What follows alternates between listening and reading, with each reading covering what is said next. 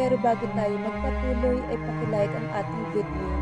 Ganun din ang subscribe button, pati na rin ang bell icon para lagi kayong updated sa mga parating ko pang mga uploads.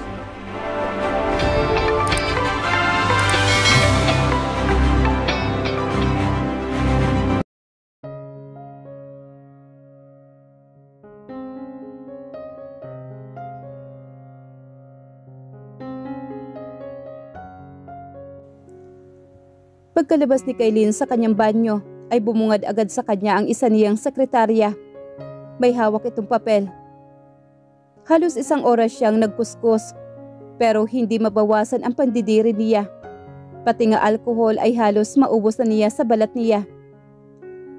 "Ma'am Kailin, kailangan niyo pong makita ito." Wika naman sa kanya ng sekretarya. May hawak itong bond paper. "Ano to?" Iritadong tanong naman ni Kailin. Hiniklas niya ang bond paper. Sa kaniya itinuon ng pansin sa content na ito. "Saan mo ito nakuha?" "Nagkalat po sa labas, ma'am. Sa tapat po ng Kissy Building." "May kasama ba ito? Where are the others? Make sure na walang makakakita nito. Do you understand?" "Ma'am, napakadami na pong nakakita nito. Simula po nang pumasok kayo para mag-shower, bigla na lang daw pong nagliparan ang sobrang daming kopya niyan. Yung babae daw po sa labi na nag-iskandalo ang nagpakalat." Wika naman sa kanya ng sekretarya. "Do everything para matrace ang lahat na nakakita nito. Bayaran niyo ang lahat just to keep their mouth shut up. Hindi dapat ito makita sa public. Do you understand?"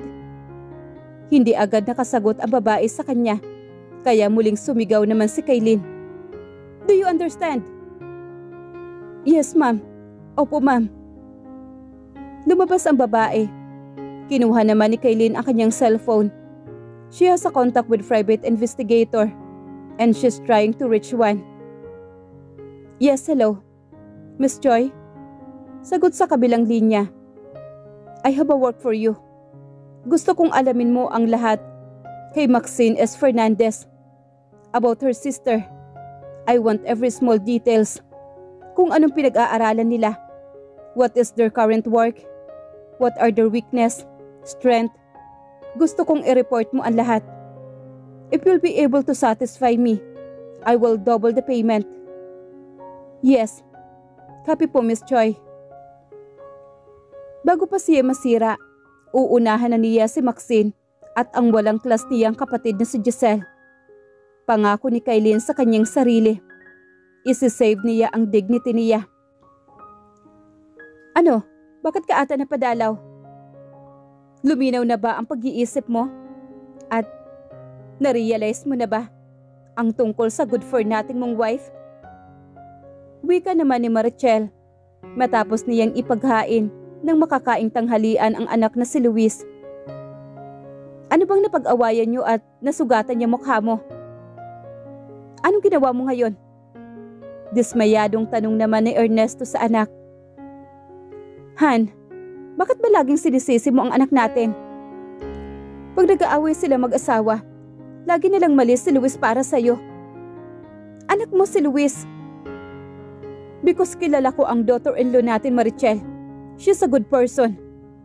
Alam ko na itong anak mo ang may mali." "Oh my God, Ernesto. Kailan ka ba magigising? Nakalimutan mo na bang her sister, that improper girl, almost break my finger?" Naririnding tumayo naman si Luis. "Ma, Dad, enough is enough. Magpapahinga na ako." Umalis naman si Luis. Papunta sa dati niyang kwarto. He just plumped in his bed when he heard doors bang open. And before he knew it, nakatanggap na ng marahas na suntok si Luis mula sa Kuya Carlo niya. Kaakyat lamang ni Luis nang dumating naman si Carlo. Isinisigaw niya ang pangalan ng kapatid. Sinabi ni Marichel kung nasaan ang anak. Sumunod naman ang mga magulang niya sa kanya, papunta kay Luis. Because it looked like something is not right. Ang naabutan na lang na mag-asawa ay ang pagkuwilyo ni Carlo kay Luis. "Kuya, what the hell is wrong with you? Itinulak ni Luis si Carlo na nagpagulat naman kay Marichel. Wrong? Walang mali sa akin, Luis. Nasa sayo ang mali. How could you cheat on your wife? Alam mo bang naaapektuhan ang trabaho ko dahil dyan sa kalandian mo? Walang idea sina Ernesto at Marichel sa sinasabi ni Carlo. Kahit si Luis ay nalilito. Wala kasi siyang kamalay-malay na pumuputok na pala ang balita sa social media ang tungkol kay Kaylin. Giselle did the actual spreading the scandal, habang si Clarence naman ang nagpapakalat sa social media. Clarence has a lot of connection, which made his role easier. Carlo is working in advertisement agency.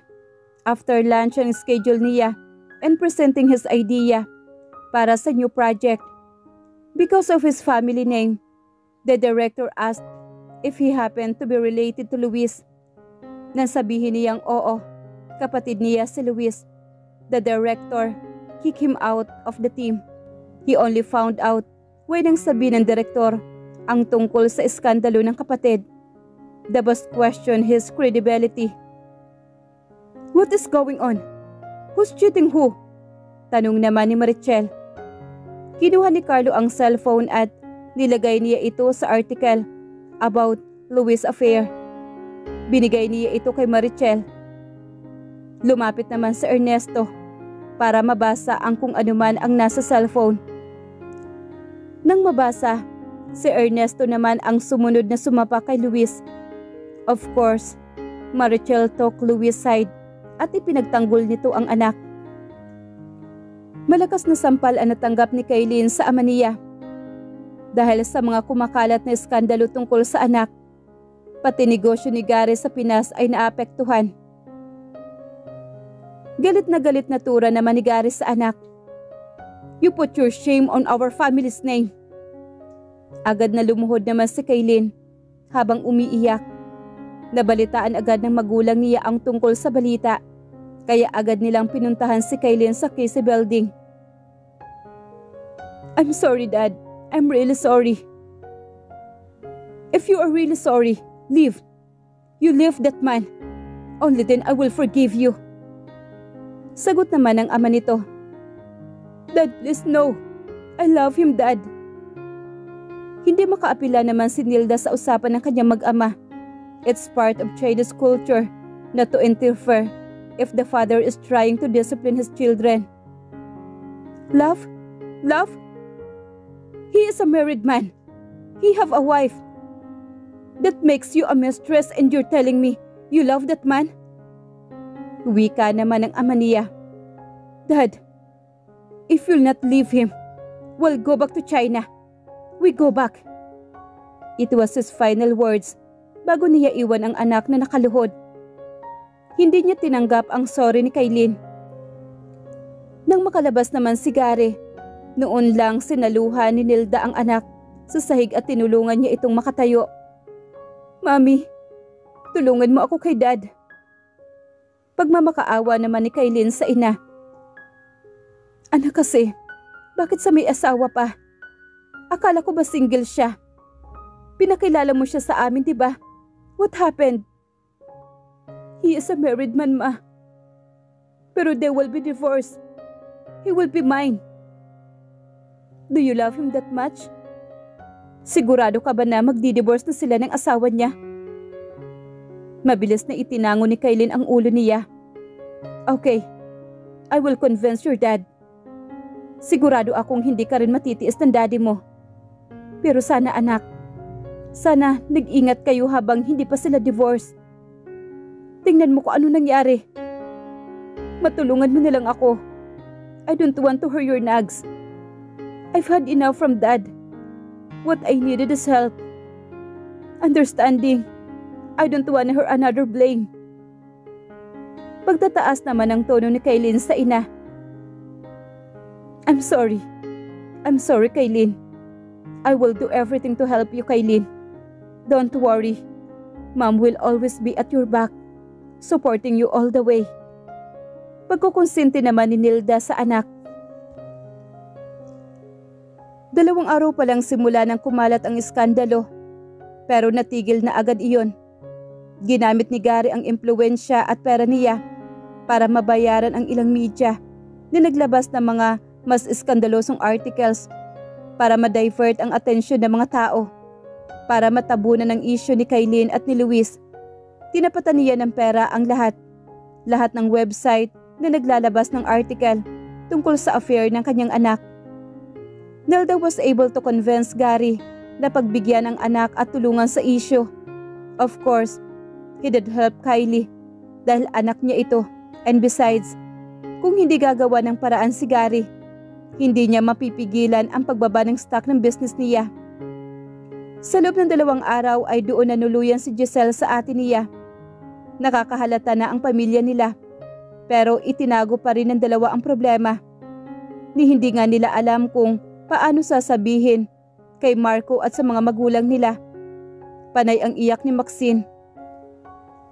Wala namang nagawa si Giselle para pagaanin ang loob ng ate niya dahil hindi naman siya yung nasasaktan.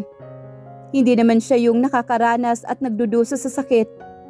Si Giselle ang nag-alaga kay Laura for 2 days at sa loob ng araw na iyon, never na umuwi si Luis. Kahit sumilip sa mag-ina niya ay hindi nito ginawa. Pinalayas naman ni Ernesto ang anak sa kanila. Kaya kay Kailin pumunta si Luis. Ernesto is righteous man. Kaya kung may kasalanan si Luis, he has to face it. Ang kaso ay kabaliktaran naman niya si Marichel. Sabado kumalat ang skandal at Monday ito nag-slop down. Tuesday of course, pumasok si Giselle. Si Clarence naman busy din kaya mag-isa si Maxine sa bahay nila. Si Maxine at Laura lang ang magkasama sa bahay nila. Maayos na ang itsura ng bahay dahil nilinis iyon ni Giselle. Ang kaibahan nga lang, wala na ang mga pictures na nakaharang sa pader. It feels empty too, kahit may nakatira pa naman doon. Bandang 3:00 nakatulog na si Laura. Nilapag ni Maxine sa crib ang tulog na anak nang marinig niya ang pagbukas at pagsara ng main door. Napalingon siya. Lumabas si Maxine ng kwarto at isinara niya ang pintuan ng kwarto nilang mag-asawa. Naabutan niya ang asawa sa doorway. May hawak itong brown envelope. Natigilan silang dalawa. She didn't speak, and Luis either. Iniwasan ni Maxine ang tingin ng asawa, and she walks going to the living room. Tumayo siya sa tapat ng bintana at tulalang tumingin sa kalangitan. Nag-cross arms naman siya. Narinig naman niya ang paglapit sa kanya ni Luis. Hindi pa rin siya nagsasalita. Inilapag ni Luis ang envelope sa mesa. Saka siya bumalik sa pagkakatayo sa isang gilid. Maxine, hindi ko pipirmahan yan. Mabilis na sagot naman ni Maxine kahit hindi pa nagsasalita si Luis. Alam na niya. Alam niya na divorce papers ang nakapaloob sa envelope na iyon. Humarap siya kay Luis at tumingin na diretso sa mga mata nito. Napabuntong hininga naman si Luis. Maxine, pirmahan mo na. Ayoko. Matigas naman na sagot ni Maxine. Inabot ni Maxine ang envelope. Sa kaniya ito pinunit. Huwag ka na magmatigas pa, Maxine. Para rin naman to sa'yo. Natatawang singhal naman ni Maxine. Para sa akin? O para sa inyo ng kalaguyo mo?